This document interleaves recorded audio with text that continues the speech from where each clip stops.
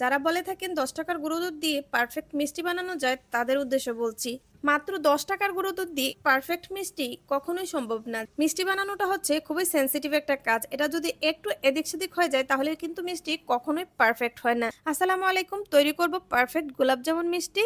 তার জন্য এখানে একটি বাটিতে নিয়ে নিলাম 1 কাপ গুঁড়ো দুধ। তো এখানে চেষ্টা করবেন আপনারা ভালো মানের যে কোনো ব্র্যান্ডের গুঁড়া দুধটা নেওয়ার জন্য। তো এখানে আমি 1 কাপ গুঁড়া দুধ নিয়েছি আর দিয়ে দিলাম 1 কাপ আটা, সেই সঙ্গে 1 টেবিল চামচ বেকিং পাউডার, 1 টেবিল চামচ চিনি আর কিছুটা এলাচ গুঁড়া আর 2 চামচ ঘি দিয়ে সবগুলো উপকরণ এখন আমি ভালো করে একসাথে কিছুক্ষণ মাখিয়ে নেব।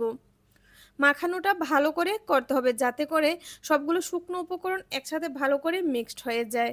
ভালো করে মিক্সড করে যখন দেখবেন এরকম দলা পেকে যায়, তারপর এখানে কুসুম লিকুইড দুধটা দিয়ে সুন্দর একটা ডো তৈরি করে নিতে হবে।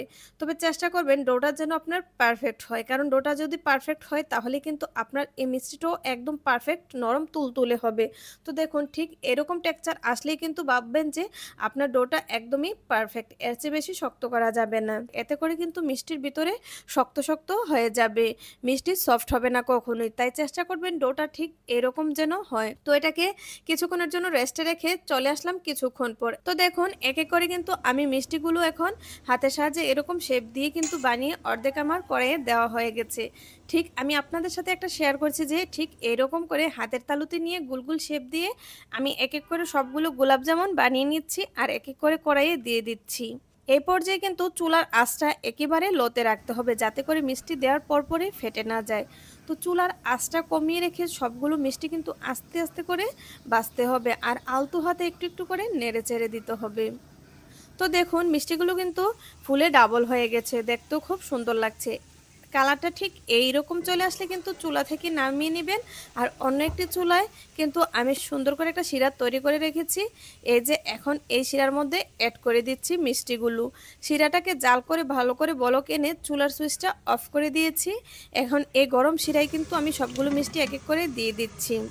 এখন কয়েক মিনিটের জন্য মিষ্টিগুলোকে আমি জাল করে নিব।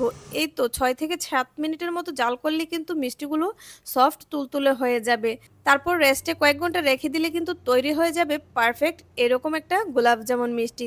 আপনার যখন তখন মন চাইলে কিন্তু বাসায় এরকম পারফেক্ট গোলাপ জামুন মিষ্টি তৈরি করে নিতে পারবেন। তো আশা করছি আমার আজকের রেসিপিটা আপনাদের কাছে ভালো লাগবে। যদি ভালো লেগে থাকে লাইক কমেন্ট ও শেয়ারের পাশাপাশি পেজটিকে ফলো দিতে ভুলবেন না প্লিজ। আর আমার পেজটিকে ফলো দিয়ে রাখলে এরকম আরও নতুন নতুন রেসিপি পেতে আপনাদেরই সুবিধা হবে। কেমন হলো আমার আজকের মিষ্টির রেসিপিটা অবশ্যই কমেন্টে জানাবেন।